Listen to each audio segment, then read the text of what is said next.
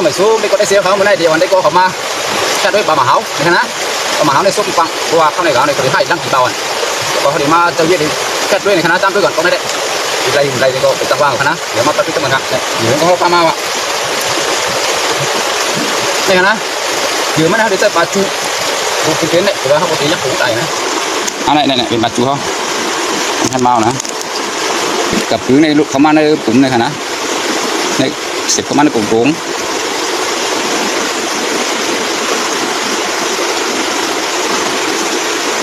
เรียบร้อย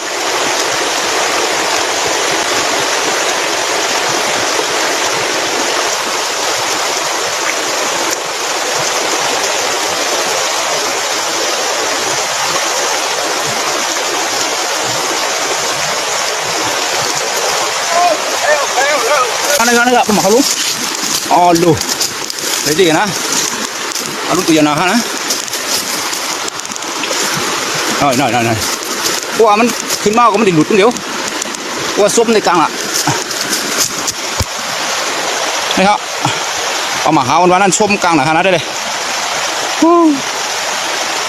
นี่ครับลากเอาดินนั่นออกมาตัวกองถ่ายเขาตั้งไว้ดิตั้นหันหัวมึงถูกเลยนี่ครับประมาหาวันนั้นที่กัวเขาห้องปลาหางในหมู่คณะจะไหนนะเมื่อเขาได้ห้องปลาหมาหาวในห้องนั้นนะนี่ครับชมติดกลางน่ะชมมันติดกลางน่ะเพราะมันกินปลาหวานล้ำกินปลาหวานใช่ไหมครับนะ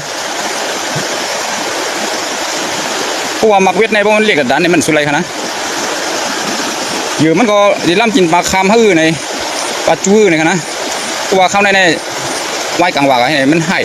มันก็ได้เลือกแคทเข้าในนะอย่าลืมเขาเป็นเขามาบอกคณะว่าไต้ก็เขาห้องปลาสังเราที่ไหนเมืองเขาได้ห้องว่าปลาหมาเฮานี่ครับ